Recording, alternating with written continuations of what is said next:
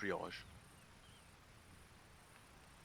I'm gonna start out with doing a little theory, then I'm gonna show you like how it's done in practice, and then you'll be able to practice it. After that, we're gonna have a little break. I'm gonna go through and design a CCP. You'll all be split up in two-man teams, 2 to 3 man teams, and you'll get a random area on a map, and you're told to design a CCP there. And yeah, afterwards we're just gonna have a little talk about it. Is there anyone here that does not have the crypt sheets?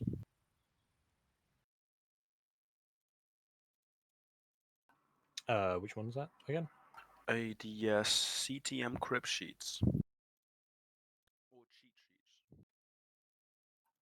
Give me a second. Let me just check my files.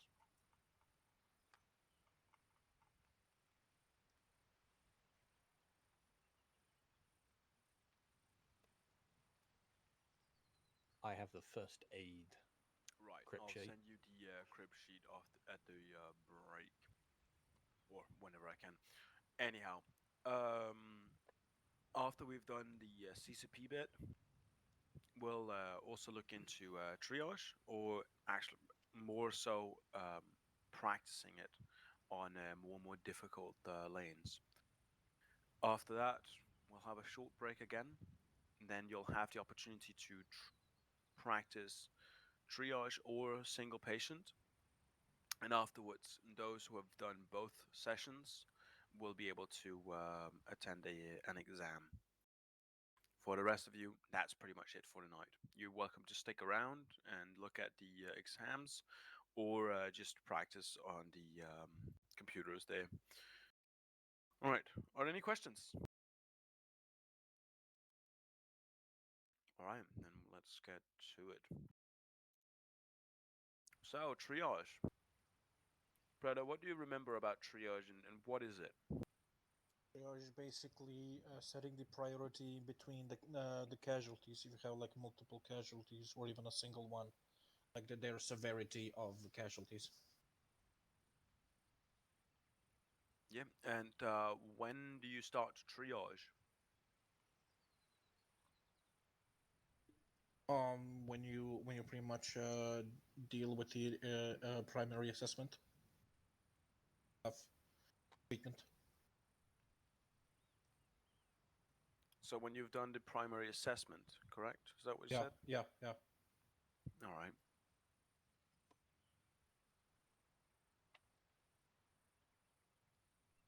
What parameters should be met? Or is there something we're doing different when we're starting to triage compared to the primary assessment? Safe resources. Say that again, Baxter. Safe resources for the ones that can be saved. Right. Okay. So there's something about resource. Nordic, do you know or remember anything about triage? Which facts you want to know? So first, you don't start triage until you win the firefight, and then you move the casualties into a good location, and then you check who is the biggest chance to survive, and then treat that first. Yeah. Dumo, how about you? What's up? What do you know about triage? Hmm. Good question. Nothing. All right. So triage, as was mentioned, is something that we usually do when we have multiple patients. We can do it after a primary assessment, and it's very nice to get that call because there are some because 16 CSMR will be dealing with multiple patients usually, so that way we can prioritize where we put in our resources. But you'll also be doing triage yourselves. So whenever we won the firefight and establish a safe area, and we're starting to gather the patients after a mass cast, we also need to triage them so that we can save resources and we can save the most people. The definition of when you start to go through actual triage is that being triage as an actual process. That is whenever your ability as a provider has been exceeded by the amount of patients. To put that in easy speak is whenever you have so many casualties that you cannot provide proper medical for all of them at once. Um, so for some, it could be all right. I'm going to start to triage already when I have two patients, and for others, they need to get more before they start actually going through triage as a process. But it's always something to have in mind. The actual process of triage is that we can save the most people with the least amount of resources. And contrary to what you'd mentioned, Nordic, we're actually trying to one save the people that we can save, but we're starting with the people that are the most fucked up and have the highest likelihood of dying if nothing is done. Because we have two categories of people who have a high likelihood of dying. That being the ones that will die pretty much regardless of what we do, unless we put in a prayer or something. And then the people who will die if we don't do something. And when we're talking triage, we have T1, T2, T3, and T4. And the two categories I'm talking about here is T1 and T4. T4 being the one category where, right, pretty much it doesn't matter what we do, they're most likely still going to die. So me wasting time and resources on this guy will probably get other casualties killed.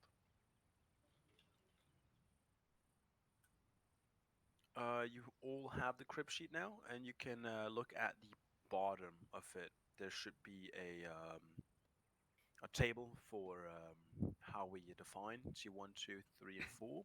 The flowchart? And there's also the flowchart. Under the flowchart, there's a list. Oh, yeah. Yeah. Is there anything that you immediately notice when you look at those categories?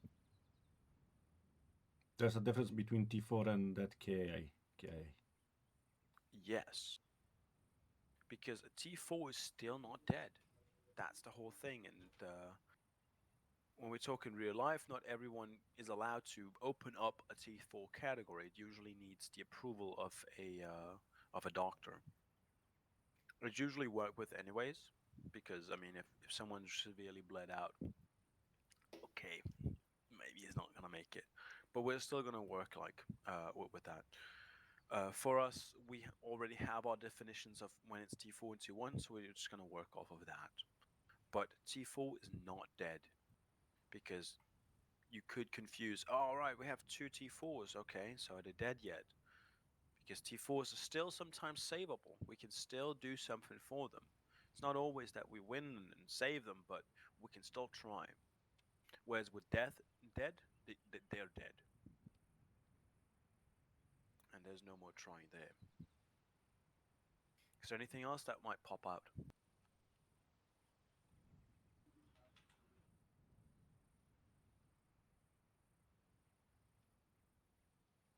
All right.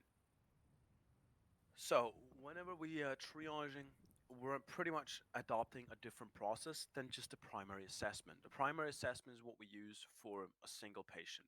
So whenever we get a single casualty and we gotta get him back up to speed, we're doing the entire algorithm of march pause on him and get him completely healed up. So he's either ready to ship out back to the cap and the CCP, or he's just ready to get back into the fight. Whereas when we're starting to triage, we need to start doing a little more steps. Now we're starting to see more of a logistical issue.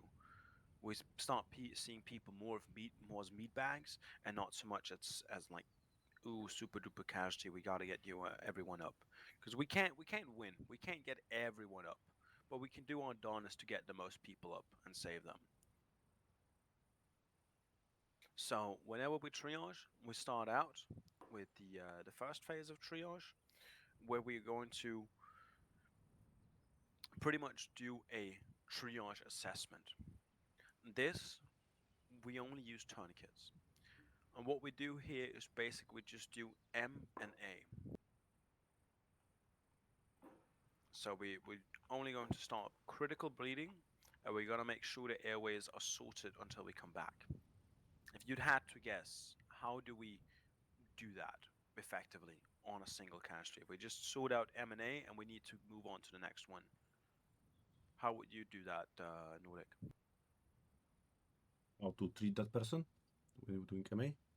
Yeah, so you have like 4 or 5 people that you need to treat. They're all fucked up. No one's done anything on it, and you're the only one who's going to do anything on them.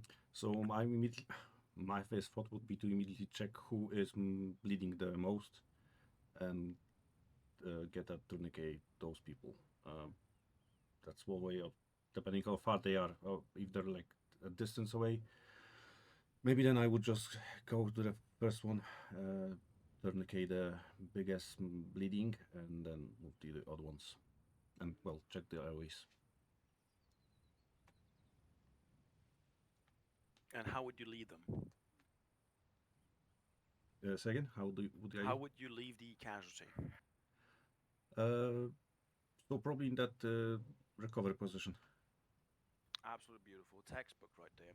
So, as Nordic mentions, there's the possibility of doing a phase 0, and that's checking out everyone around you and see who's the most fucked up. So you start with the most fucked up guy that's bleeding the most, and you're starting to work on him.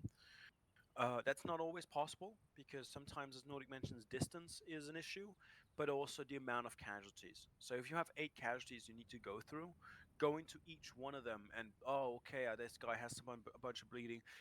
The guys that are bleeding out fast are gonna have like they might have bled out at that point. And then at the point you start to treat, so it's not always an option, but it is an option whenever the casualties that you do have are somewhat close by and they're not too numerous. This is more of a gut feeling of okay, how long is this shit going to take? That you'll maybe get a better feel for as you get more experience, if it is that you use this method. But I'll definitely not discourage it. I'll just want to mention that there are some issues with it. Now, after we have done that assessment, we then start to do our triage assessment. And as Nordic finally mentioned, we have tourniquets to put on, and we have an airway assessment that needs to be done. And whenever we're done with that, we leave them in a recovery position. But you might ask, oh, but what about tension pneumothorax and hemothorax and all that? Those are conditions. Those are all conditions that you cannot really do a whole lot about. And if they're gonna die from that, they're gonna die from that. We cannot save all when it comes to triage, but we can do our damnedest to save the most people that we can actually do something for. So it's use as little time as possible on the individual, and then do the most. So what we're also talking about is bang for your buck. So when you have a person and you come up to them, you want to start at the limbs that are the most red, because then you're using the most.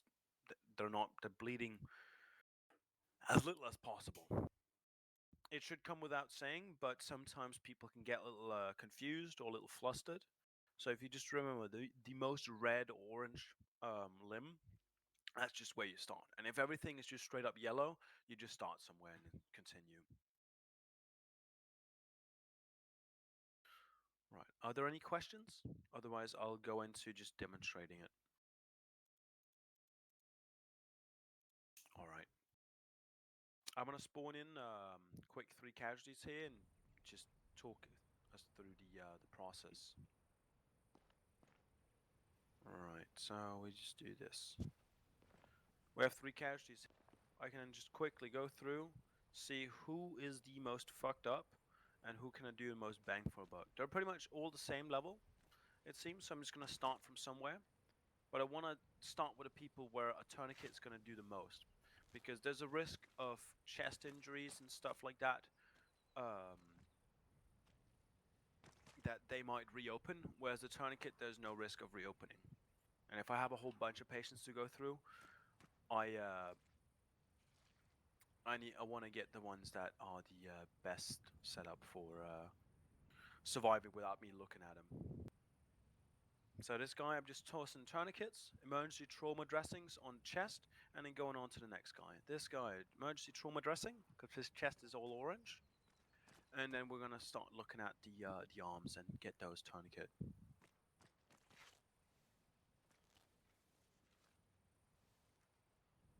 That's pretty much all you do is going through M, so massive hemorrhage, and then airways once you've dealt with massive hemorrhage.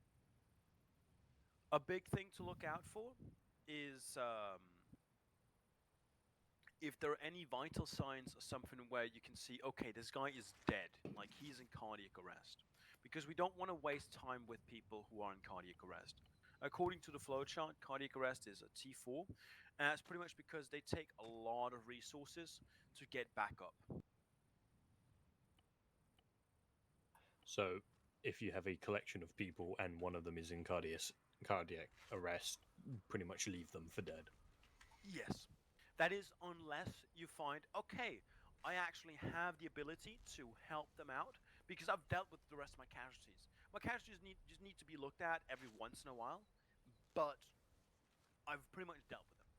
There's no issue here.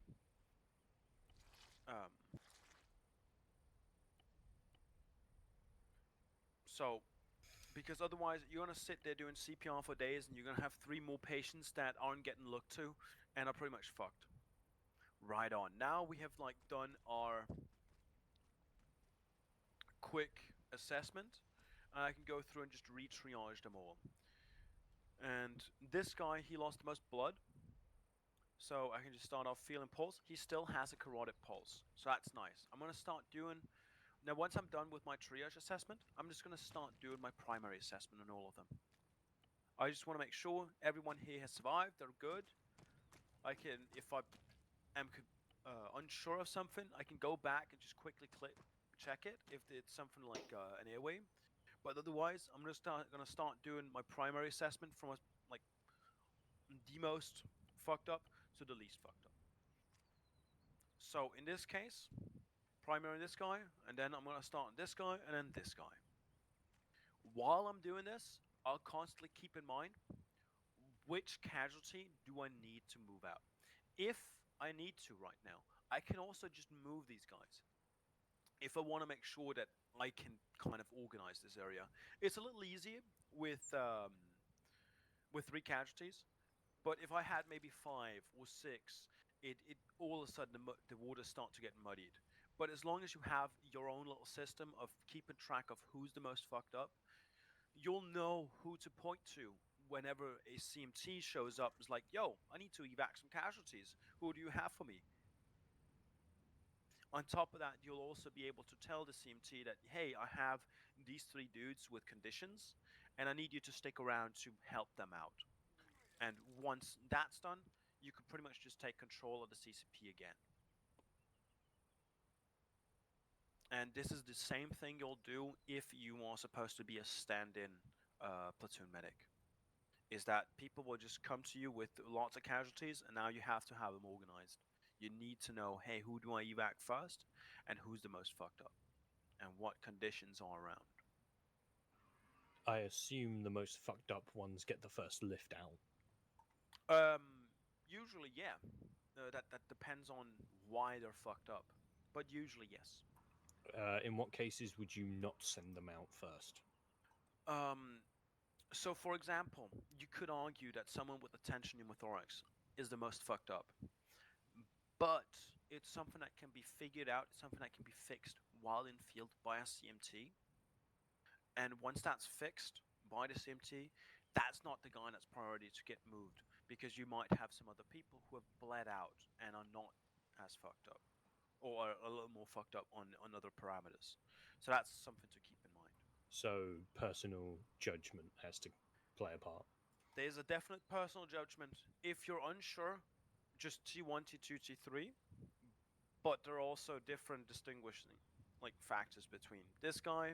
Yeah, he is most likely also T1 if I look at the pulse. Yeah, he's got a rapid pulse here and has lost a lot of blood. And this guy, he also has a pretty rapid pulse. But if you look at the carotid, it's much lower because he's lost a lot more blood. So while they're both T1, this guy's the guy that I'm going to evac first. In addition, this guy needs just chest seal right now. Because he has slight cyanosis even on the leg arm that's not tourniqueted. I was gonna say his So, tourniquet not arm has necessarily. severe. Go ahead and just check out his chest if he needs one. It's not necessarily that he needs it. One of He the doesn't things- have it on his chest, so does that mean you don't need to put one on?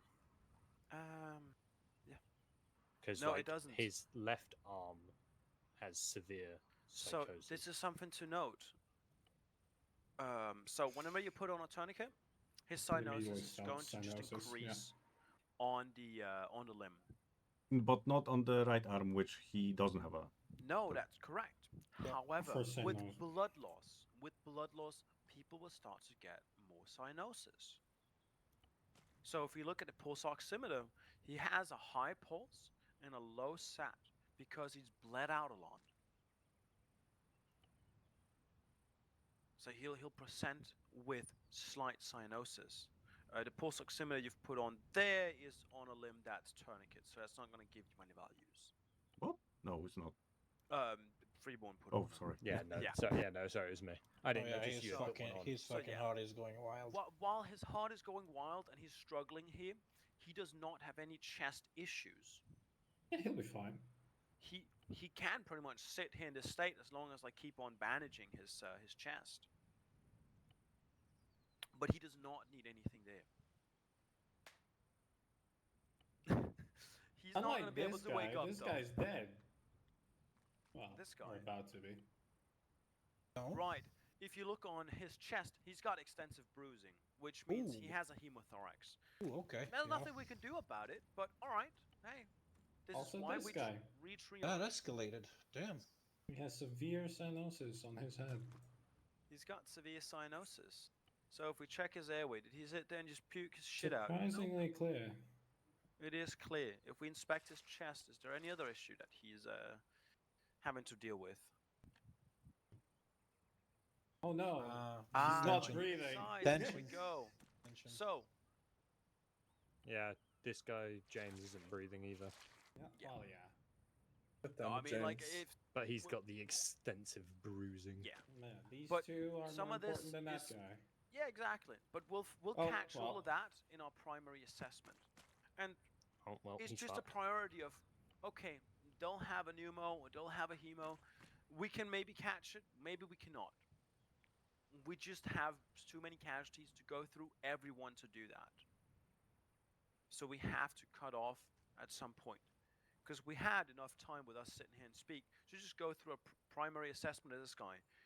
Like, the only thing that this guy maybe needs is just wrapping his chest, and then I can continue from him. I just need to make sure what kind of T is he, wrap his chest so he has longer time to like survive without me looking at him, and then go on to the next one. Because when we start going through our primary assessment, we're going to restart with massive hemorrhage. All right, hemorrhage controlled. Airways, just quickly check airways. Airways clear, and then we just go off of there. Yeah, they're doing jumping jacks. Technically clear. No, he came out of that. Anyway, but you get the point. And it really doesn't require much. And you can always re-triage people. You can always change the category as long as it fits within the parameters set for triage. The flowchart that we've set up is a way for you to quickly assess where they should go, whereas the table we've set up are like the textbook definitions of this is where they go. Question. Yeah. We know that T2, is also unconscious, right? You can be unconscious with T2. Mm. If it's a emergency situation, you've got multiple people down, right? Is it not? Is it technically wrong to just go, oh, I've got three T1s, even if one is technically T2, just for I don't think I understand your question. Essentially, is it wrong to call in a T1 if it's a T2, if it's an emergency? Like, you just want to get it through. You can focus on the casualties. I mean, yeah, it's wrong to call a T2 a T1. Yeah, obviously, it's just gonna cause more problems for you, nothing else. The triage is a tool for you to know where you need to put your resources, where you need to put your attention. Yeah. You're sort of fucking yourself over if you over triage someone, I guess. Yeah. Hmm. Because you'll end up spending more time on him, where it could be spent on someone else. It could be Dane. On top of that, it is also an organization tool for you to know who do I move first and who am I pushing out. And the more like T1s you have around, the more difficult it's going to be to keep track of them. Right. I like, whenever I set up my CCPs, I like to just go and like set up a clockwork kind of deal. So I have like some place where it's 12 o'clock, and then I just do patient 1, patient 2, patient 3, like just going right around, and they just get numbers from there. And then I know I can maybe write down on a notepad, or if I've got really good memory, I can just remember, okay, I want to ship out patient 4 and patient 6. Right. And this is just one solution to it. It doesn't have to be this way. It is whatever way you feel is working. Point. We're not so in depth that we're setting up a hospital with stretchers and shit, but we want to keep people organized, so we don't lose track of who's who, and that we also assure that we've moved out every single one of our patients, and they haven't just been fucking grabbed by some rando and just moved outside, and now they're lying outside. An additional thing that you can do is you can also say, okay, I want to move patient 10 and patient 7. So I'm going to take patients 10 and 7 and I'm going to put them over here because the door is like they come in from a hallway over here or something like that. So they're already moved out. They're already, hey, those two people, so there's no confusion, is the people that I want to move. But I also have attention pneumo on number 1 over here that I'd like you to look at first before you move out. So triage is not easy, but it can also, you got to dumb it down as much as possible for your own sake. Right. Right. Now we're just going to take a quick 25 minutes where you're just going to practice triage on your own. And you can, I recommend that you start off by spawning casualties that are not super difficult and then increase your difficulty from there. Just so one, you get the flow of it. Okay, this is how I do it. The process is there. And then afterwards, you can then just start ramping up and make it more and more difficult for yourself. Yeah. So just go ahead and grab a spawner and go to town.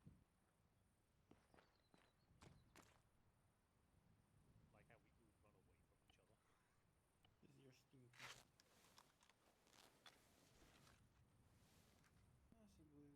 Severe bleeding, moderate bleeding. Wow, this guy's fucked.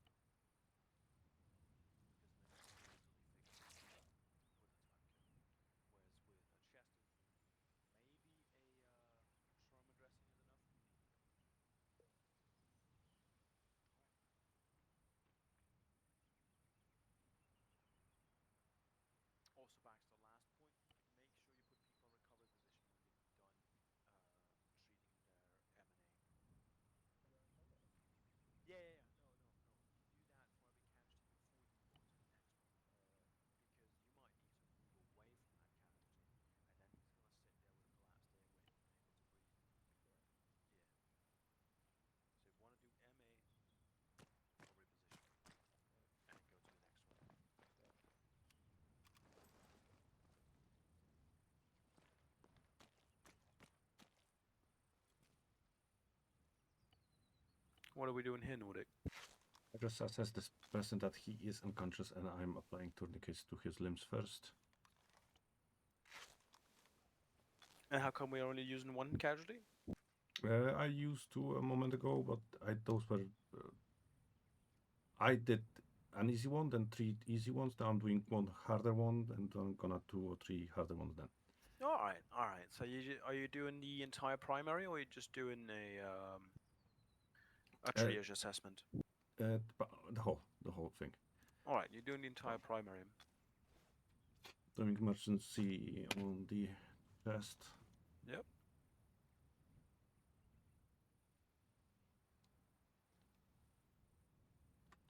Checking airways. Nice. Airways clear. Check respiratory. So in this case, is check inspect chest. Quickly brief. T1, two T2s. T1's mostly because broken legs, massive bleeding. Persons for observe. Okay, no more bleeding. They are To recover currently position. wrapping the band, essentially the wounds around their chest, just so none of them open up and start bleeding again. Right. You're pretty much done with your triage assessment and also your primary assessment, or just triage? All right. Nice. So who would you need first? These two are T1s. They need to be get out of here immediately. The other two might still be able to awaken, as the only issues they have is loss of blood. Bleeding. Okay. Both of the other This two one legs is as a well, problem. but Massively losing. So this one is first to take a tourniquet. correct. And for tourniquet.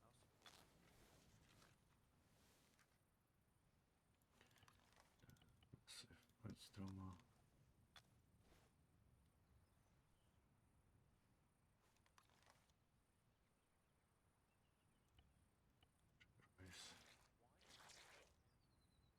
Clear. To recover position. I don't know. Every time I do the random spawn because I'm like it gives me good practice, but for some reason it's happened twice now. 2 people spawn with like a yellow chest and a yellow limb, and then one of them spawns like practically fully red, and I've just gone, you're can't say you can't die. You're fucking dead, mate. Yeah, I saw it and I just went T4. I didn't get nervous. Okay. Yeah, by the time I'd looked at it immediately we had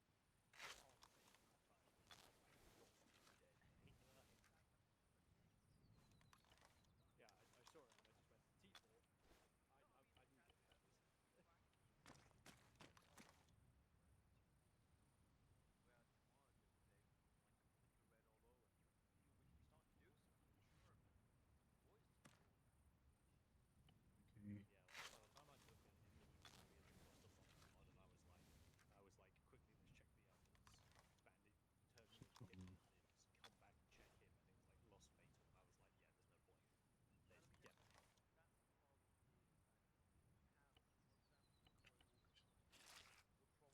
like, yeah, there's no point. Yeah. Yeah. Okay. Recover position.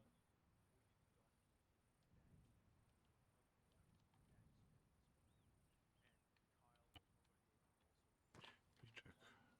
Lost fatal amount of blood. Total blood. Try it. He's a summoner, so that means he should be able to wake up, correct? Walker can't, because he's lost a lot of blood, correct? Yeah, I remember it was yellow. Yellow is fine. Orange, it's not grand.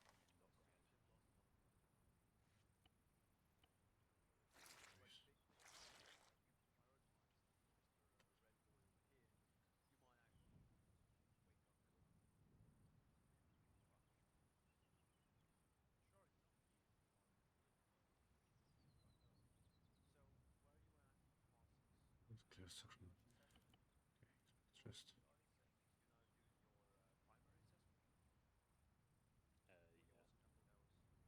Just movement.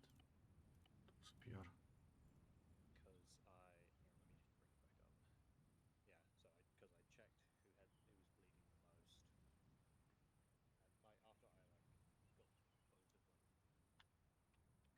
both of them, because I kind of did like a primary assessment with them after with the triage.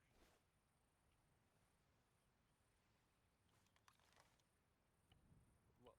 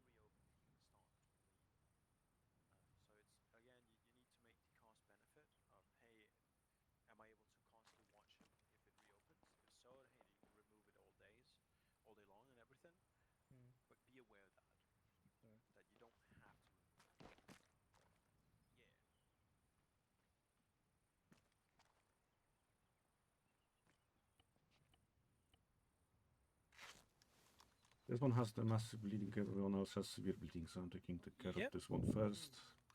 That sounds like a good idea. Going to the case here. Either way, it's going to be difficult, this case, because they also severely bleeding on the other ones, so gotta be fast. Yeah, I like to be Sonic, gotta be fast. Exactly. No, but I mean, like, hey, you gotta start somewhere, and you're starting with the dude that's most fucked up and just bleeding out his ass. But hey, he's not dead, and he's quite And savable. has clear airway, so I'm gonna set his Beautiful. position here and take care of the other two. Exactly. Okay, this one has more limbs bleeding, so I'm gonna take care of this one. That's where I'd actually like to use the other guy, because I'm gonna be finished with this guy for like faster. He only has 3 places that I need to fix up compared to this guy where I need to do a whole lot. Yeah, I mean, I'm fucking up. You're going through here. I'm sorry. No, I know it's fine. Just if it's very. So I'm still thinking that I don't have emergency trauma dressing every time, and it's a lot better than bandages. So not always I'm gonna be able to get the torso, and it's fucked up with so many things. And I mean, if you're thinking, hey, I don't have the emergency trauma bandage, fair. You know, that's completely understandable. Then it's a different scenario. But if you do have the emergency trauma bandage, I'd definitely start with the other guy, because that guy is going to require 3 interventions, and then I can put him into recovery position pretty much. And then I can start on George over here, and maybe just save him before he goes cardiac. I'm doing the opposite, but I understand. I'm listening. Oh, I mean, like, hey, as long as there's a meaning no, to what you're doing, and it makes perfect sense if that's what you're doing.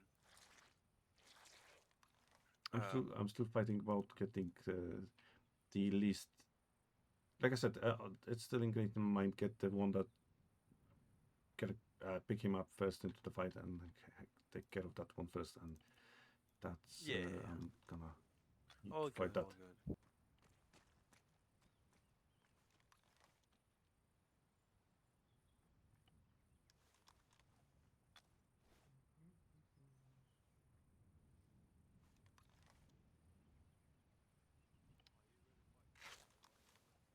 Bianca's fine. Look at him. He's just taking selfie. He's just having a nap.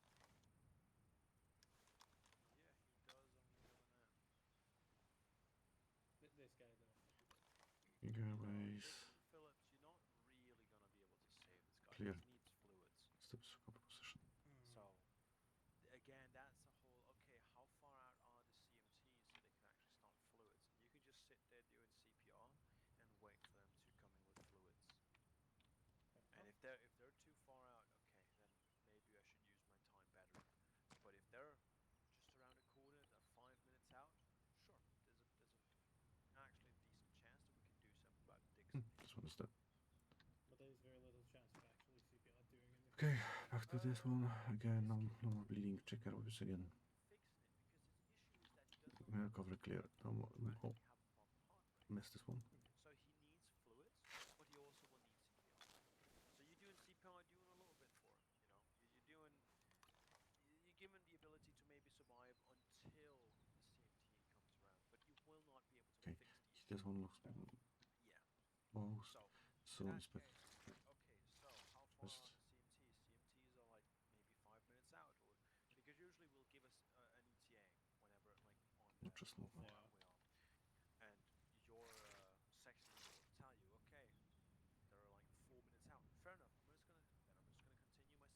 So this one can use the And as soon as they come in, they see someone doing CPR. And I take. Right, what do we have They here? know who to deal with, yeah. Well, I mean, sure, they know who to deal with. I can then sit here. All right, Duma, what do we have here? And you can just easily say, yep, I just need fluids. Just start giving him fluids, and then we can talk about it. No problem. Fair enough. Yeah, and then we can maybe get him to a point where he's stable.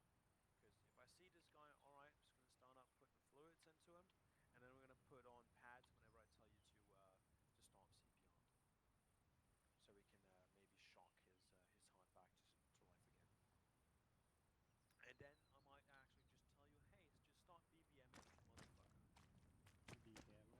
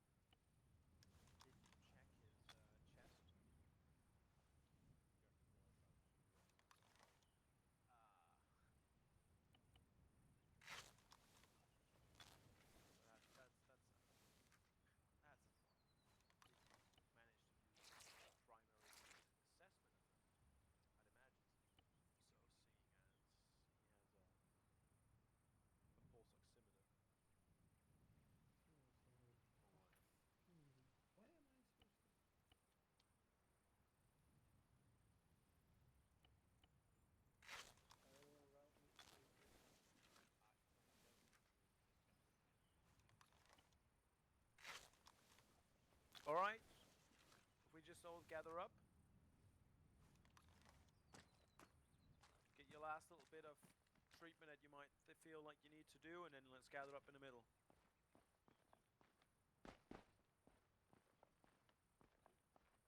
I have a lot of puke on me.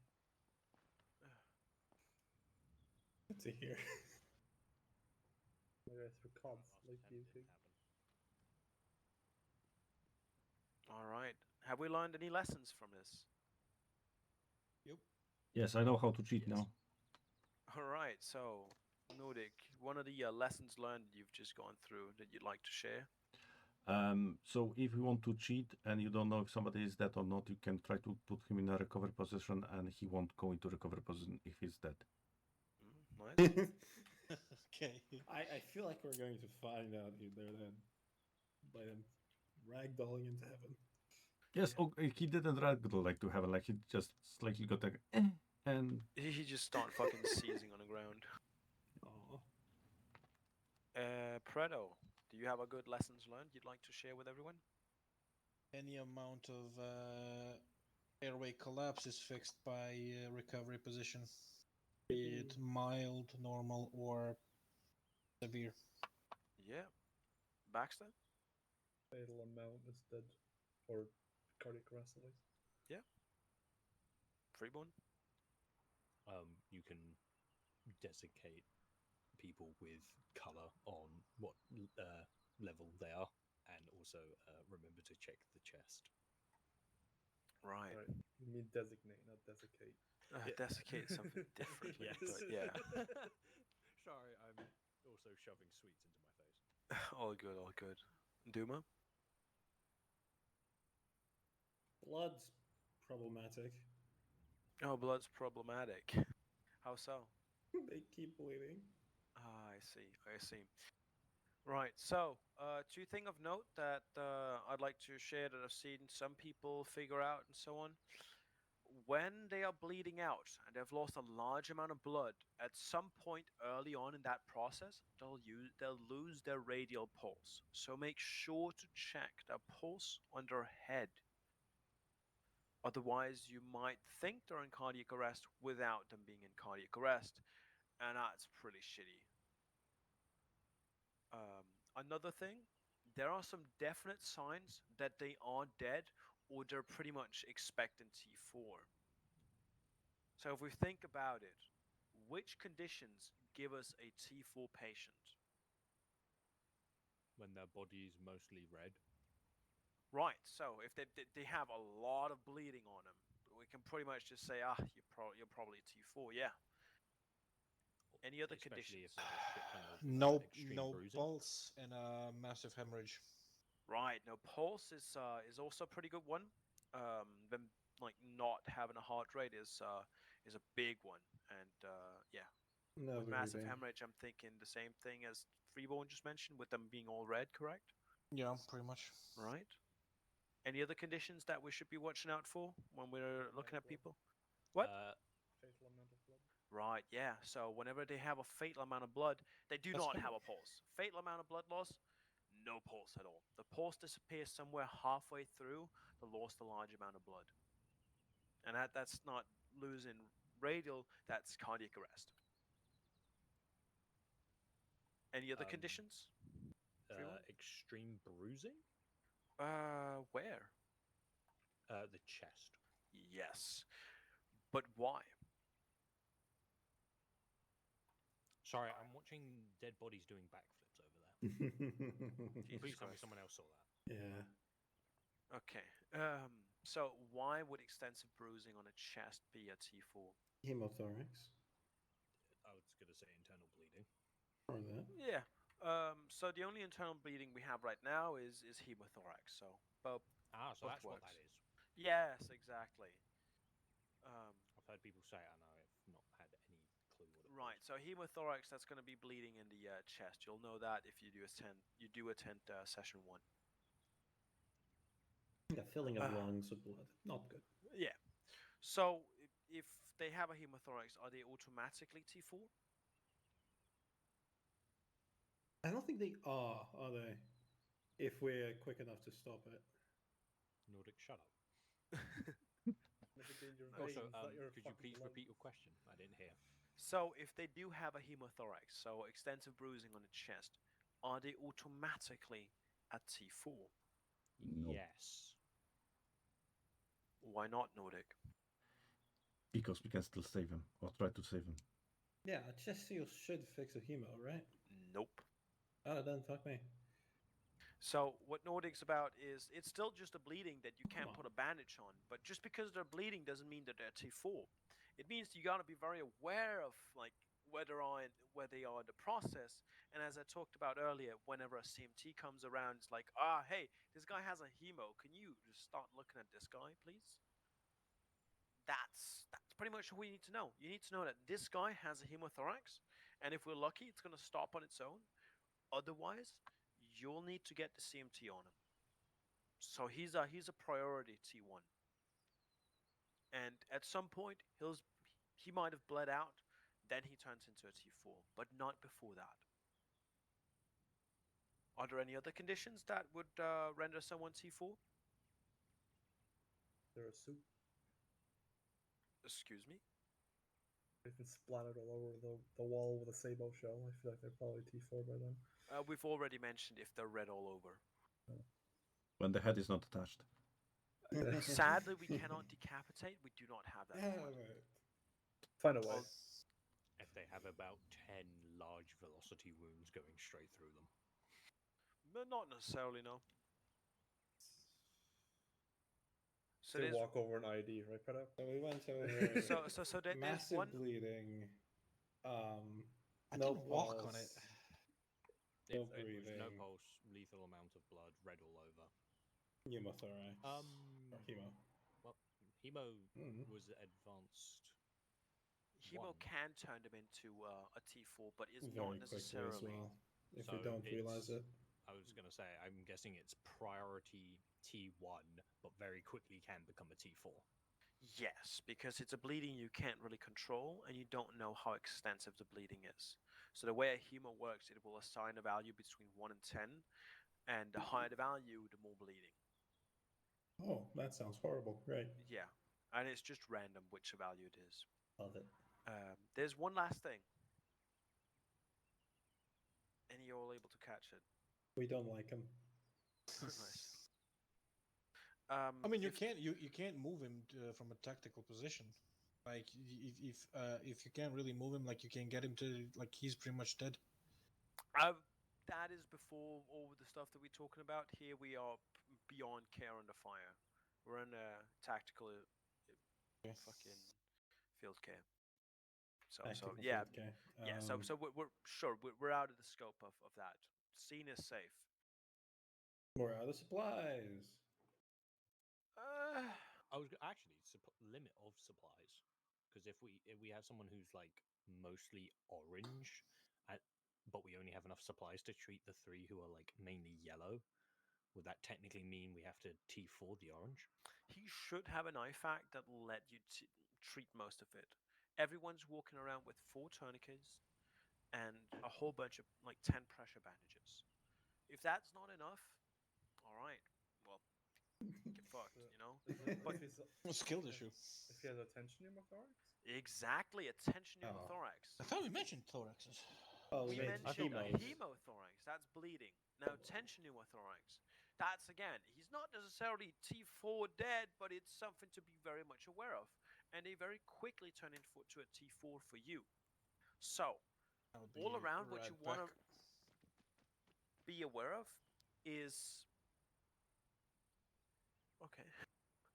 All around, what you want to be aware of is how far out is a CMT whenever you have a tension pneumothorax. Because he's not going to get better without that tension being sorted. But he might also not just be dead upon arrival. So you want to make sure that, okay, CMT is less than 5 minutes out.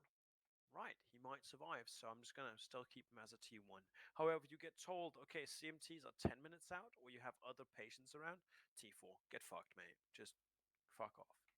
What's a tension thorax? So roughly speaking, a pneumothorax with the uneven rise and fall, that's when you have air by the lungs and the lungs collapsed. A tension is where that space where you usually have your lung has been filled up with air and is slowly getting blown up like a balloon, and it's going to start to put pressure on the rest of the organs in the chest cavity, and no bueno, you die from that. And the tension pneumothorax, you cannot do anything else as mentioned. Um, so, how do we see if there's a tension pneumothorax compared to a regular pneumothorax? I'm guessing you would inspect the chest, and it would be something to do with like it wouldn't be uneven. It would be something else. What's the Not correct. tracheal thing? What's the called? Exactly, tracheal deviation. Tracheal, yeah. So you'll see on the head um, a text that says tracheal deviation. So people that die from a tension pneumothorax, it's gonna pop up and say tracheal deviation, the same way as it might say extensive bruising on the chest. It just says tracheal deviation in a fancy color. So to kind of contextualize this and just look at it again, we have, if they're red all over, that's pretty easy to spot whenever you look at them. Then we have if they have bled out, so fatal amount of blood loss, or maybe like a large amount of blood and they don't have a pulse on the head, right? Also a T4. Then on the chest, so extensive bruising on the chest, and if they don't have a pulse or something like that, okay, fuck, there's something up. Or tension pneumothorax, so if they have tracheal deviation. So those are some small things you can watch out for in the medical menu to be able to quickly spot T4s. Any questions now? Awesome. We're going to have a quick 10-minute break. And when we come back, we're going to look at establishing CCPs and how to run those from a more logistical standpoint, not so much from a treatment standpoint. Ooh, logic. Yes. So, Good. 10-minute break. At 21 past, we're going to start again.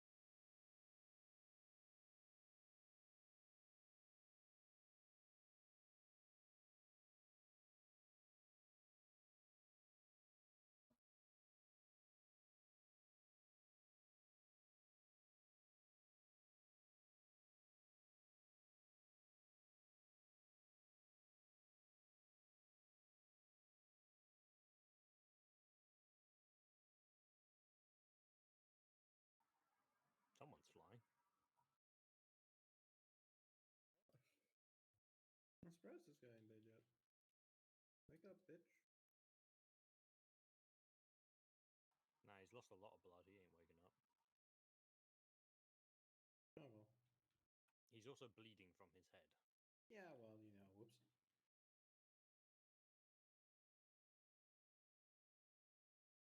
Are any of those even alive? Let's check. No? Nope. Oh. Yeah, deal with that. Good luck. Assist, quick. Fucked. Fucked. No, not fucked. Absolutely fucked. Oh my god. Nope. This Cool. one's doable, and so is the one behind me. Yeah, well, this one here has like an injured foot and nothing else. Oh, nice. Fix them then. Had a gun. I would.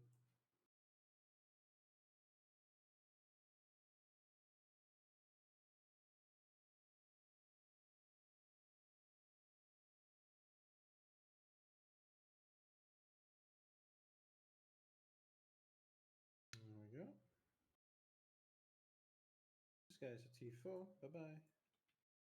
This guy is. Oh, this guy's actually doable. As long as we fix that broken arm quickly. There we go.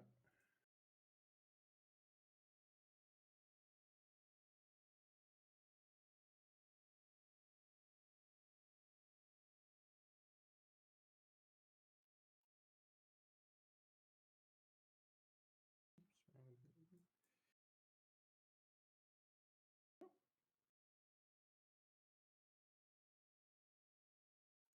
Do you reckon this person's T4, the one just above? Yes, absolutely. Yep. Lost a large amount, Oh, but yeah, there still it got is. severe bleeding. Yeah, there it goes. Just became fatal. Oh, this guy is. Oh fuck! We should have dealt with this guy first. What guy? This guy? Yeah. Now he's fucked. Are you, Absolutely. what are you doing? Chest? Bandaging chest. Bandaging I'll chest. do Hest. I'm pretty sure he is out of. Alright, Oops, I'll yeah, leave he's the T4. rest to you. Well, two T2s. Everyone else, as expected, T4. Yeah, and I mean, this is a good example of, hey, now you want to have people organized. You've got a whole bunch of alive dudes in between Yeah, we a have. whole bunch of dead dudes. To be honest, that kind of in a line. We just remove this dead dude here, and then it's literally 4 in a line. I mean, yeah, no, I'm not saying Yeah. it requires that you need to move everyone, but you probably need something to keep it If a we little were playing organized. tic-tac-toe, we'd win. Correct. Wait, what? I think the guy next to me just threw up. I'll put him in recovery position. Wait, Chest this guy? is uneven. Yeah, I heard it out my right ear. That's fine. Oh, He's wait, no. T4. Now I'm so confused on who's being sick. As long as they puke in Well, I recovery mean, this position, guy they're is fine. not in recovery position. Well, he's gonna be in it soon. He's also Ladies and bleeding from his gentlemen, chest now. you will see a 1-1 in the middle of every coin operation. Baxter, you need to turn up your proxy volume. Ah, there we go. Yeah. So, ladies and gentlemen, you will see 1-1 in every coin operation. The amount of times I've heard anyone call it a fucking mascot. So they stepped on an IED. Oh, maybe he's Urbane. A Bane. Nobody cared who it was until I put on the mask.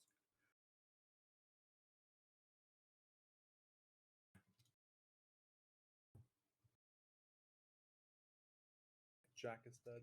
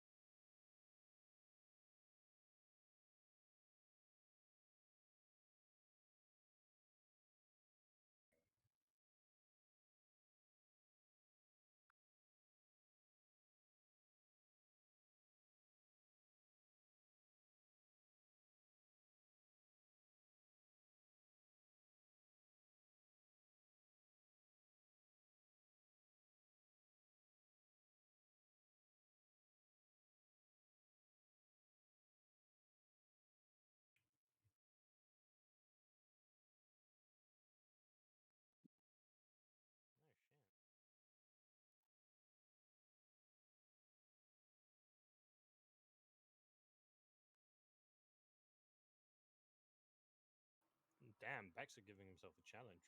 Nope. Fuck that. Baxter just spawned in like an entire the Platoon. entirety of like 1-1. And again, yeah, you receive 1-1 in every mascot. Fucking I'll be honest, it was funny when I did. Yep. That was probably Kwan stepping on a landmine. He always seems to find the Amazing. landmines. I feel like every section has the same fucking. Everyone needs to be on the fucking corner. Something If- I find funny though is it's the it's the team medic who keeps managing to find the landmines.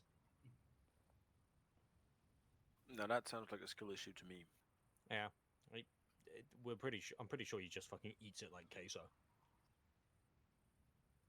Yeah, that's what happened to us last stop. Fucking Predo walked. He didn't walk over one. He I was like fucking 10 meters away from it. yeah, I'm well, fucking butthurt I'm about saying it. you didn't step on it. But Like how he just hears us and just yells from the background. no, but it was fucking detonated remotely, and I was standing right behind him, and he just ate the entire thing. Everyone else was spaced out. So they had one casualty. Very happy. I mean, pedestal like went down, but that's his job, so that works out. You're saying Preda's job is going down. Yeah, I it's mean, I'm Boom. the point man, yeah. Oh, all right, point man. He's my human shield. You point me behind the shed 5 minutes. Yes, I give you something to point at. Brother, I'm the one with the big stick. It's a selfie stick for a better viewing angle. All right, let's start back up. So we're just going to do a quick seance in terms of establishing CCPs. On the crypt sheet that you have, there is a little section that gives you a few questions in terms of, hey, this is something to consider when establishing a CCP, and something to consider for the location. We're just going to go off. Fredo, you can. Yeah, I hear Yeah. you, mate. So we're just gonna go around here, little round robin of why you might think it's important for each of these considerations. So just starting with Nordic, you just grab one and hey, tell us why you might think this is important. So anyone? Anyone on of these? Okay, so Any one of them. okay, let's go with cover. Because you don't want to be shot through the window while you're triaging patients. Right? I mean that's pretty solid. Yeah, cover. Duma. Hmm? So if you look on your crib sheet, Okay. there's a little section where it gives you Oh, a couple. CCP stuff? Yes, exactly. So if you Okay. just grab one that isn't cover and like tell us why that's important. Workspace, I guess. Ordering the casualties and making sure that they are in the positions where they're easily accessible or easily identifiable. Who needs to be sorted while the others can just sit unconscious.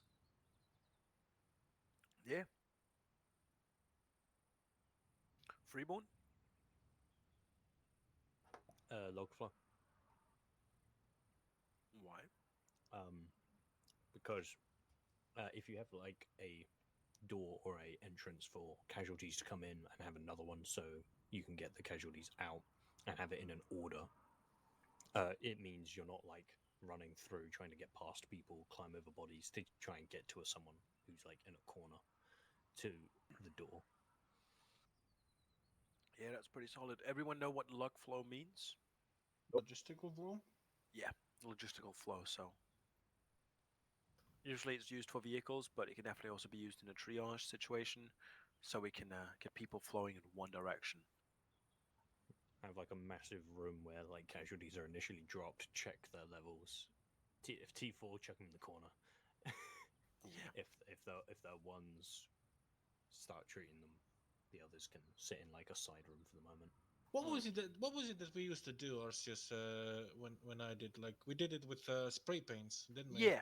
I mean, Yeah. that's one way of organizing a log flow and making it a little more visual. That we have a pre triage area, then we have a triage Mm. area of hey, this is where we put all the T1s, T2s, and T3s. Predo.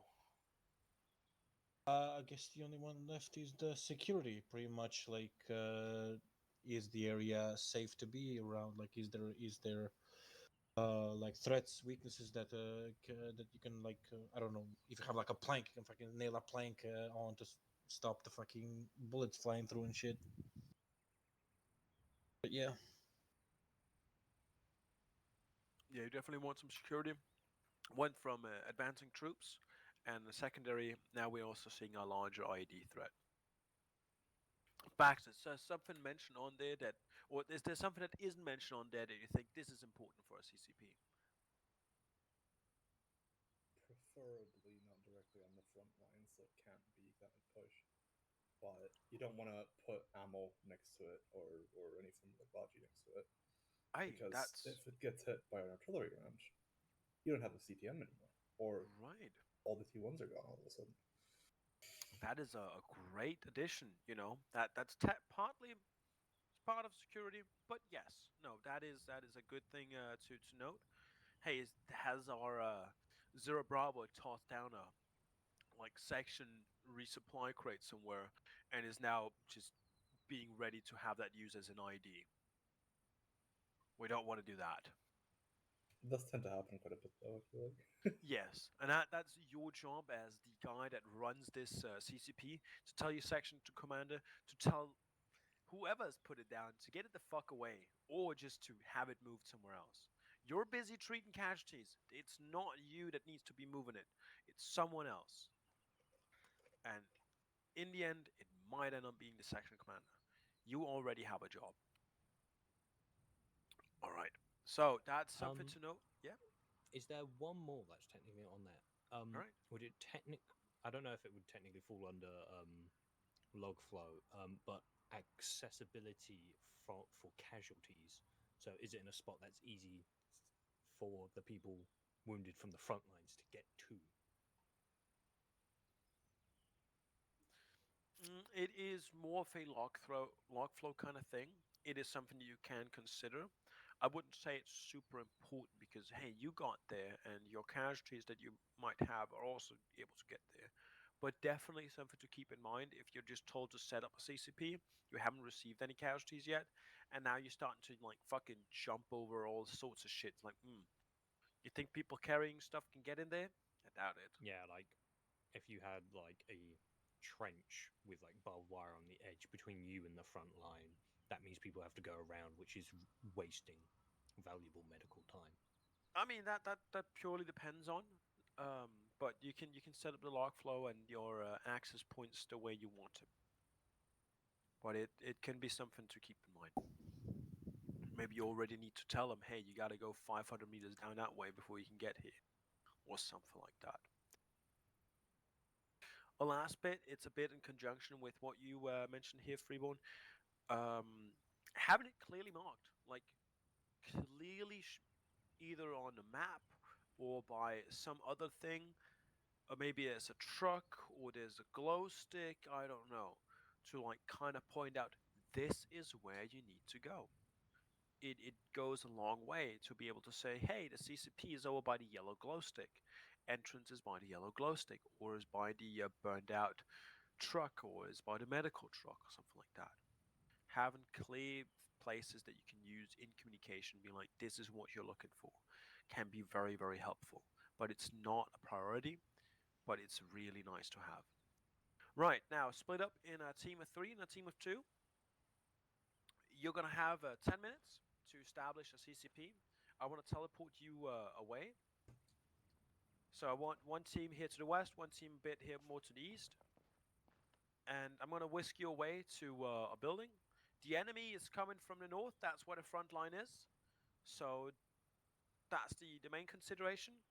You have currently 3 patients that are all lying down. Reborn, make a choice. And you have 2 dudes Make a coming. choice. Which parent do Fucking you like make better? a choice. Well, one has Baxter, one has Nordic. Both of them are asses. Right, beautiful, Nordic. Now. Yeah, You there got you go. voluntold. Welcome to the army. You've been voluntold. Yeah, so enemies coming from the north. You have 3 patients lying Cunt, down, meow. and you're expecting to get 2 more patients coming in. You are stand-in platoon medic for this one, and you are to plan out your CCP. I want to whisk you away to some location, and then we'll just jump back and forth and see what you have done between yous. Do we get any like spray paint, chem lights, or Nope, flags? you have what you have right now. Right. Your Zero Bravo has not ordered anything for you. Please do mark wherever you are on the map so we can know where to teleport to. Okay. So what? Do we have to grab a truck and just drive until we find a nice No, spot? I'm plopping you down at some place. You can use buildings, you can use like whatever. You can dig trenches, whatnot. Do we have entrenching tools? No. You should have e-tools.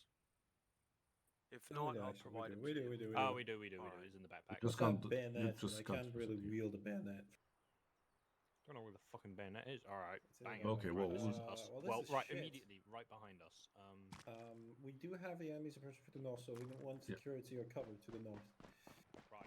Yeah, right. So this gives us cover from the side and from the top, but we're open from 2 ways. What's on the other side? There's a big 3-story building on the other side of the thingy. The very bad flow on the staircase, otherwise okay. Except we're not covered at all because this is completely open to shrapnel and shit like that. Maybe go to the big building to the. Well, that's. Shit flow right This there. could in theory be okay, but it's very tight. That's worse than my staircase. It's Probably. smaller, so less work area. So we have 3 wounded, and we have to make space for.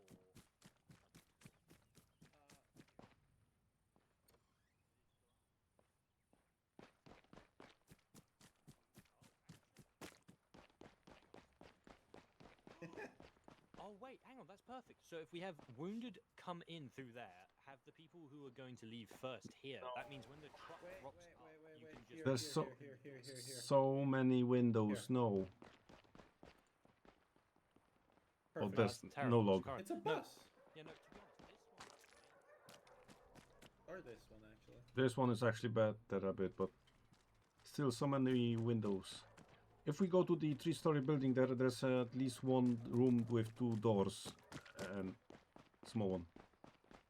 I don't think we can get in that building, dude. We can just fall. I mean, this one. I already was inside, so Ah, okay. Alright. Oh, well, this ain't that much better. the 2 doorways. You've got a Because room when big- you. a big fucking glass window. We can get shot straight. Yeah, through but and you're through, not gonna and get if shot you're in this hiding- small room, which has 2 doorways. You 2 can doorways. get If we're 4 or 5 people. if we're going to make a CCP in this kind of area, we want to do at least 1 floor above so we can watch the stairs, and that's it. That's the only entrance. Yeah, then. because I was gonna say this. It's too open down here. Yeah, This, so the all- security technically, risks this area is here would appalling. be a fine CCP unless you want to get sniped from that red roof Yeah, building. if you don't want that room under, I wouldn't be using this building. Alright, this- well, the- let's pick this then, I guess. Either this room or above. I see too many flaws with this building from like a security and flow rate point of view. Because security, there's way too many windows. You can be shot trying to get in and out, and flow rate. The flow rate's appalling because if we're just using this room, that means we're forced to use this front door, which is just Did massively someone just fall off exposed. the building? Probably Arcus. I see Okay, roof. so if you don't like that, okay, I understand. Good points. Then let's go back to whatever buildings we had here, and maybe actually being outside might be okay because that one had too many windows also. Yeah, that one it has possibility for flow, but just because that massive glass Oh, actually, This what's one is a bit better, but I didn't like it because of all the windows, but it's a Actually, bit hang on. better. So if we shut that front door from a security point of view, we only have to worry about that door and this corridor, which gives access to vehicles, so we can get vehicles in and out. Also, we've only got minor windows, which is the courtyard. So if we have someone standing, let's say here, for example, they're watching that window. Anyone can come down here,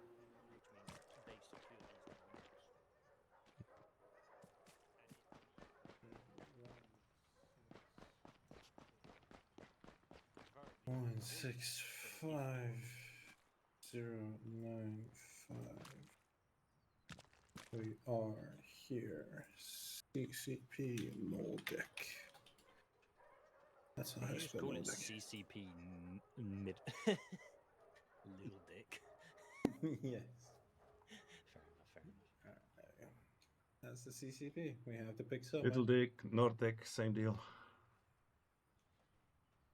Okay, so what can we do? Can we do no Let's see. Okay, trenches? No, we need not Right, trenches here. security. We need at least 2 bods. One watching the southeast entrance, one the northwest entrance. That's fair. Okay, so Cover. We have hard cover. Workspace. Bad casualties in the back, good casualties in Yeah. the front. I was gonna say if they're T4, leave them out here. Hazards, anything? No. Log flow. Are there clear Right. entry and exit ways? Yes. Yeah, I think what you can do is when you are like moving people, the people we want to leave the building first, if we line them up against this wall, that means we get the vehicle through the back. The drivers just come in, grab the first body, go, and they just work their way backwards. The vehicle will not be able to get through there. It's better for them to be on the main road. Yeah, no, the vehicle will fit through that. Gonna do a That's quick where the scout. fucking enemies will come from. Remember?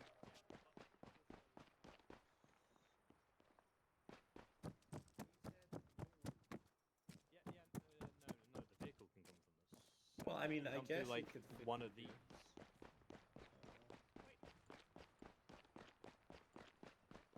Oh, you can't close it. I thought tried. you I could close that, tried. and I was I like, tried. fucking...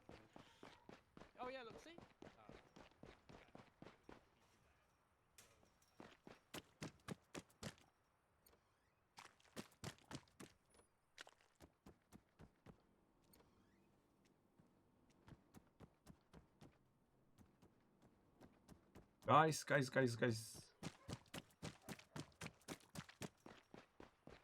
Guys. Guys, I've got a new one. Can I show you something more? One more. Guys, I've got Good spot. one more to show you. Oh, we've got 5 minutes, so we need a fucking sprint. It's not far. Because that last building, I see the logical side to it being there. Oh, don't worry, it's gonna be fine. Oh, this one. You go inside. You've got here you have two doors. So, but you can just cover with one person. You go inside, and there's another door here. This is not a door. Oh, sorry. Maybe I was in the other building then. The next building over. This is even better than real kill. This one. And you've got an entrance to the south, which is yeah. So you got Actually, you get log. You get a lot more cover here, more workspace. Right. Wounded gets brought to the front. We drag them in. If they're T4, we can leave them here. We can take the more wounded to the back. Yeah, and there's an exfil like massive this amount could for be, like, vehicles. If they need to be like fully medivac, that's open planes for like a helicopter or truck to come in with And ease. if you're really picky, they want that no chance there, medium, and 'Cause easier the lane. hostiles are attacking from the north, which means Yeah. literally you can just have one guy standing here watching. Yes. And if so that's like what, one person running security, and also the second like the truck comes in with like wounded, just drag them in. Because here we can have like the mass amount slots, we can throw the T4s over here, because that means they're just In the off freezer. side, the bodies aren't in the way. If they're like, I would say T1s just get dealt with right here, right now, because they're in critical. If we can't move them, work them here. But if they're like stable and movable, so like threes and twos, bring them over here. And then truck comes in after. Yeah, so like I think this area would be like where we store the stable people, because then we can just have one person every now and again run up and down the sides checking all the bodies. Helicopter, truck comes, you load them up, you're dead. All right, do we have any equipment on us that we can use to like indicate shit? Yeah, I can drop my hat.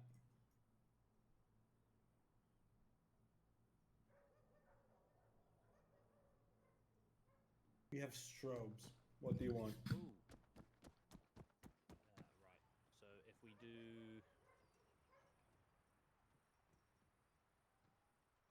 Where do you want it? oh yeah, actually that looks. Actually, hang on a second, because we have. We have strobes. The enemy could also have like yeah. Yeah, or okay, whatever. and they'll see a hat.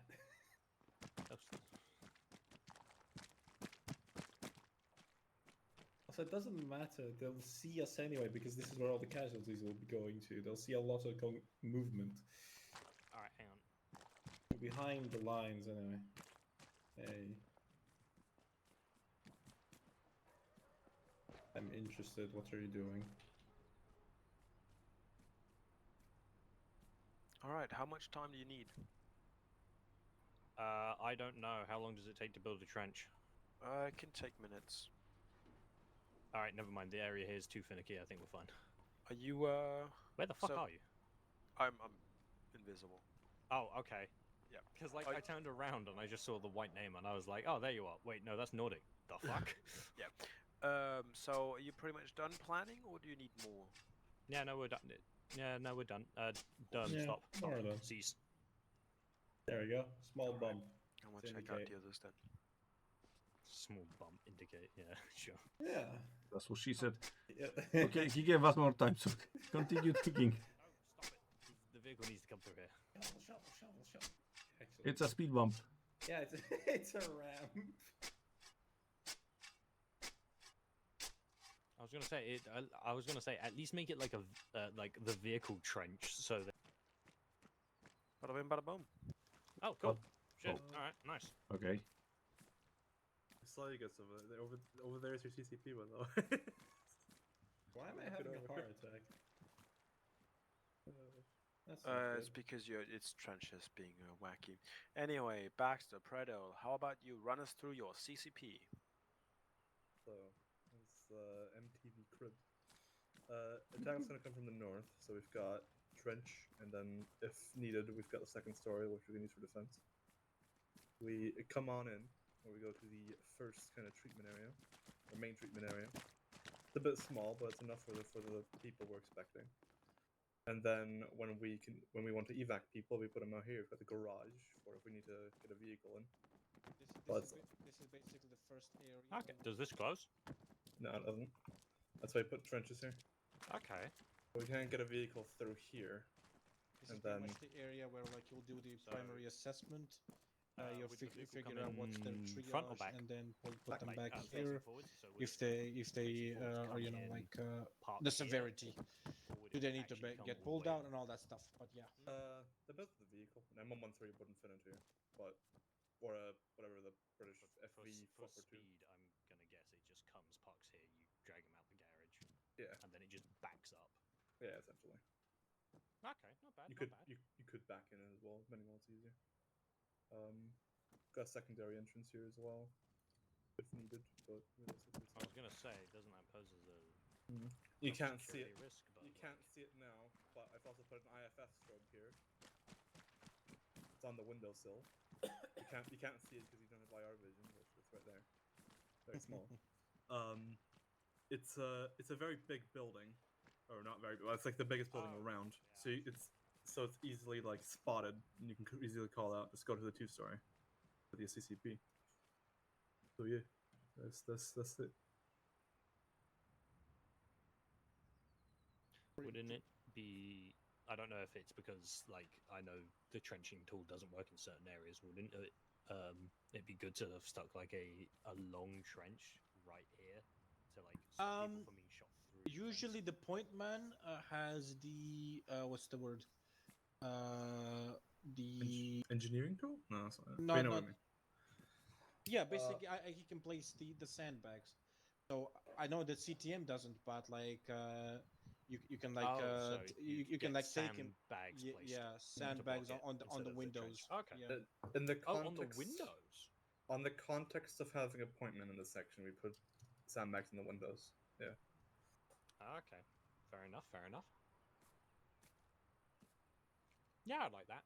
Logical. It's the flow seems good. The layout seems. I don't know the internal layout. We Right. can So, if it back to overflows as Predo. well. Second. Because So like, how you do want. how do you separate your different tiers of casualties? Like, if you all right, like, let's say you had a T4. Where the fuck are you throwing his body? You dragged him in. Okay. he's So fine. so Where does he go? so you come in here and you have you basically like you drag in a body. I will do the primary assessment here, and I will see like if he's T1, T2, T3, or T4. Okay. Depending on whichever it is, Right. I'm gonna do the primary assessment. Keep him if I can get him stabilized, so he doesn't basically fucking die, and then I'm going to basically drag him out, and I'm gonna be like, okay, maybe T4's here, T3's here, T2's here, T1's here. So you're going to stick all your wounded personnel in the spot that is most probably your most open area. The Yeah, this is So the that evacuation point. means when you're continuing your medical, you are now in perfect line of sight of anyone, especially a sniper who's sitting on that corner of that building. They're coming from the north though, not from the east. Ah, yes. Well, I mean, on that point, I thought that was you're doing your initial stuff in here. Have you thought of anything to fix the issue with the massive windows, where the enemy can pretty much shoot through and engage you from? We have some open sight Take lines the out here. yeah, take the point man, and I hope he has the fucking sandbags. I don't think we have. I think the whole point is we don't have the point. Yeah, I know. That's what we have. So that still leaves the question of the fuck you doing with the windows. If with the context of having a point man, we would do that. If we don't have a point man, we can put a long trench up there. Yeah. So I mean, context right now is that you're supposed to set up a platoon CCP. Mhm. So it's that was the idea. But so Honest- you wanna put out a trench there instead. Honestly, long yeah. trench. To be perfectly honest, I was going to say a like, long trench would only cover the railing though, which means whilst you're out here, your no. legs aren't going to be shot. No, it would cover more. How tall? So this whole area is pretty much not really workable for most CCPs because like all of these houses only have like one entrances into them. So the log flow would be fucking terrible for each fucking building, even the ones where you pretty much spawned us. Like I mean, hey, it's not about you getting the ideal place and you're able to do everything. The idea here is that you sometimes just get handed a shit sandwich. yeah, You yeah. gotta make the best of it. This is pretty much It's only to raise, hey, have you thought about this? Have you thought about that? And here, all right, we're gonna set up a long trench, see if that works, and how much cover that might provide. One point as well. Realistically, we also have cover somewhat from the north, considering we've got buildings in that direction, from there and there. Yeah, I mean, like again, you need to just be aware of where your shortcomings are for the CCP, and you might be able to put up a couple of solutions. It could be Oh yeah, it will fix a little bit. that's all good, you know. Yeah, it definitely makes it. I would say makes it a lot easier if you're dragging wounded in here. Because Yeah, now yeah. only about 50% of you's like exposed getting into the main building, Yeah. which is much better. You could also Alright. put a long trench over that birch tree over there, stuff like that. Yeah, you You could could. also do some of that stuff. That's a perfectly viable thing. Awesome. Let's go take a look at the other CCP. Oh, it's great. Trust us. Right. Nordic and Dom, who wants to do the explaining? All can right, do you it. both stared at me. I can do it. I can do it. I can do it. It's free. Go But collect nice your to see hat you. quickly. Go collect So- your hat. Sorry. Welcome to the CCP supermarket. Yep. So So we're using a hat as our marker currently because we don't have spray paint, light source of any kind, Cut out. because Yes. the strobe is currently completely fucking It's useless. what soul and it's completely cut out. Okay. So, Got the parade. because enemies come from the north, we've got shit ton of buildings in the way, so they can't get to us. Open doors that double, so vehicle can get in, and easily can get in. If the person is immediately T4, they can be dragged off to the side. If they are T1, drag them to this segment here, treat them. If they are 3, they go straight on through. If they're 2, we'll probably get them stable and drag them into this back section. After anyone who is stable or T3, they will come into this area here, and we'll, if need be, for medevac, we have this open plane for a helicopter to come in, and it still covers us off from the hostiles. We forgot to stick a trench on this corner because we didn't know how close to the building we could do the trench.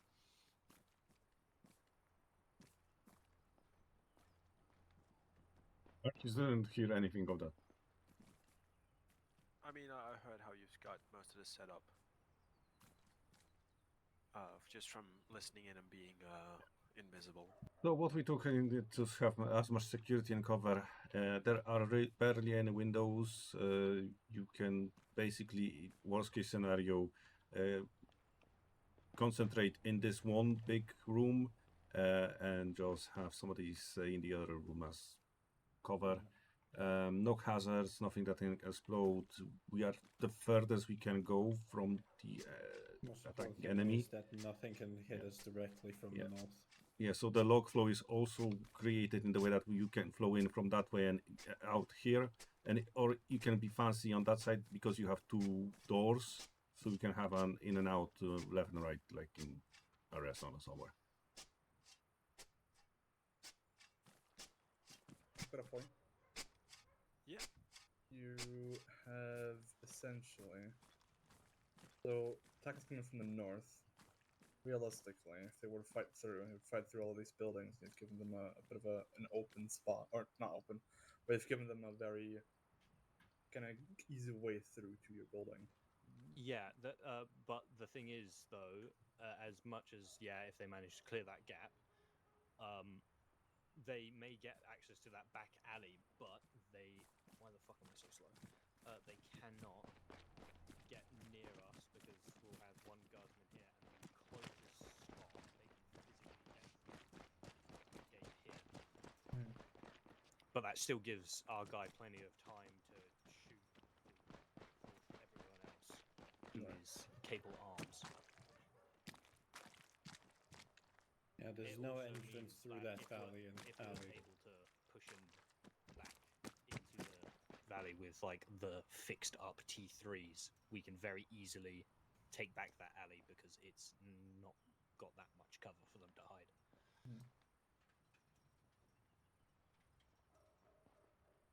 But yeah, this is also like a very not a favorable fucking place. Yeah.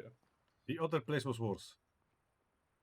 I mean, That we had- walked that like we had- that we 150 had. meters. We just walked like fucking. Oh, quarter of a yeah, click yeah, to yeah, get to yeah. our position. Yeah, Right, we so- completely changed it to where we. Just to give you some context, this is the vehicle that we're currently driving around in. So that's the size you're looking at. Funky.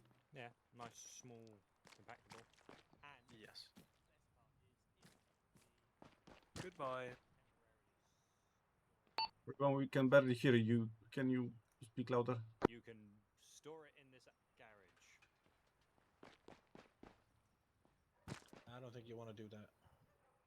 Nah, be I cool know, if like, we did, if yeah. completely necessary, but to be honest, Yeah. we probably just did like a vehicle Oh yeah, you can.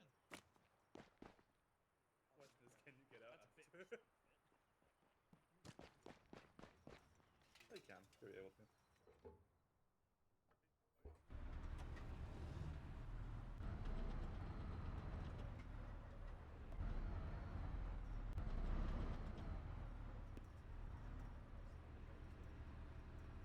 Alrighty. Oh, excellent. This part of the thing. Arceus, Let's, help! I'm in the building. No, don't Good use. job. Don't use What it. the Nice. He's in the store. He was in the store window. Yeah, in the display. Nice. Yeah, so don't. Yes, you can get in, but you can No, get don't out. get your hat.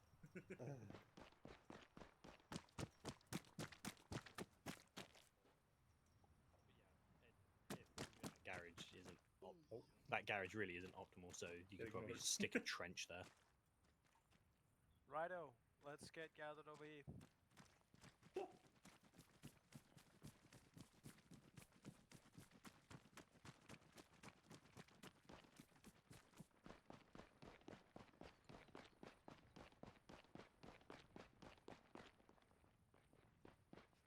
Righty. Now we've covered CCPs, we've covered triage, and pretty much everything. There's now time to practice some triage, and there's also time to do some free practice.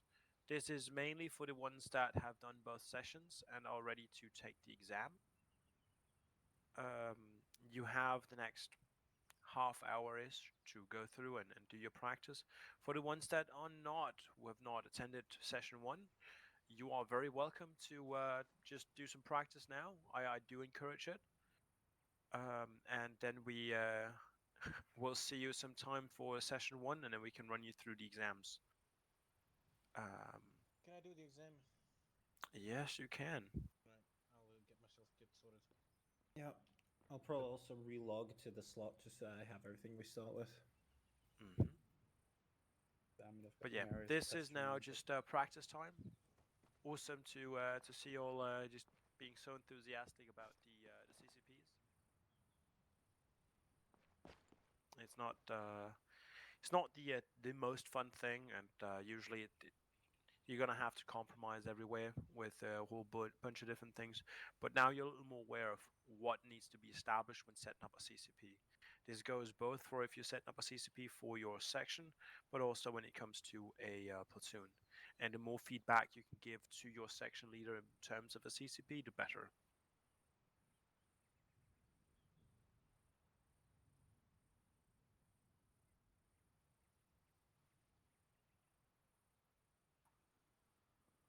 So yeah, you can go ahead and practice and do that. Arcus, can I ask you some series of questions? Just gonna stand Yeah, up sure. here so I'm not yapping there, is it? So, naturally, with joining you guys, you guys run the medical fetching vehicle along with running the CCPs, right? Is that like sorted before the ops, or is it really just like when everyone's loaded in, it's like who feels like doing CCP today, or is it like a roster? I'm issuing orders in terms of when people are going each day of the off. If it hasn't been sorted, we'll obviously source one Yum. and we'll adapt it to the orders. Okay. Yeah. Cool. You can obviously put in your wishes, be like, hey, I really wanted to be a platoon medic. All right, I'll keep that in mind. Yeah. So you can ask for a preference, but it is not guaranteed. No, that's pretty much how it is. I'll try and give you whatever preference you have, but sometimes there are also duties like flight medic is right now the position that people usually don't want to do because not a lot of things can happen there usually. So see, it's a lot of not doing a whole lot. Fair So a enough. lot of waiting. So people usually don't want to do that. So flight medic's the CCP to base, correct? That is the captain's base. So you come in boats. Oh, so what? Then the medical pilot is instead of taking it like the armored thing.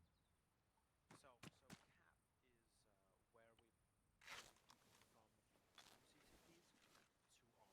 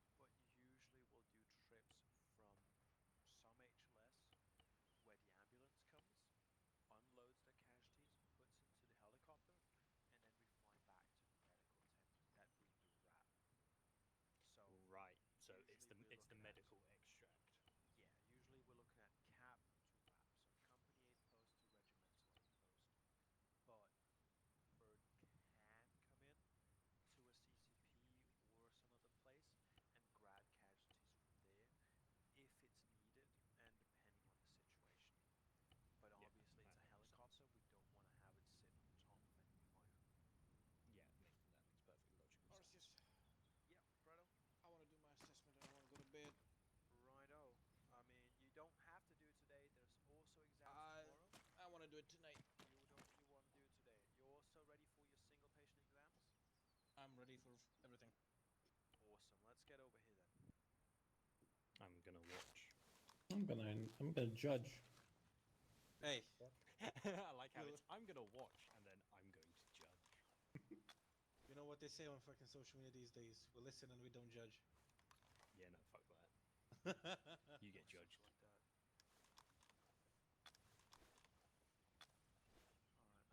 Alright, let me just pull up the necessary bits and bobs.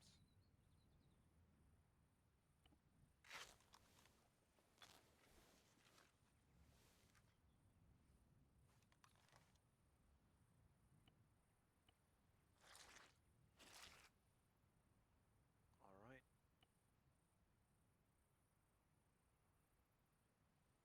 So, Proto, this is the single patient exam. It will be one of 2 rounds where you will be scored on your ability to treat a single casualty. Once you're ready, you will announce this to your instructor. Your instructor will then spawn in a casualty. The test will start when the instructor orders you to begin treatment. You are not to start treatment before ordered. You have 5 minutes or until the instructor stops you to provide all medical treatment that is within your scope as a CTM. You are allowed to use any outside documents, notes, or its likeness during this test. You are only allowed to use the standard unmodified kit provided to you as a CTM. You will be allowed time to reset your kit in between patients. Do you have any questions before the test? Just the treatment, no triage on singular, yeah? This is the single patient exam. Gotcha. Are you ready to begin the test? Ready. Alright, once I spawn in a casualty, you can start treatment.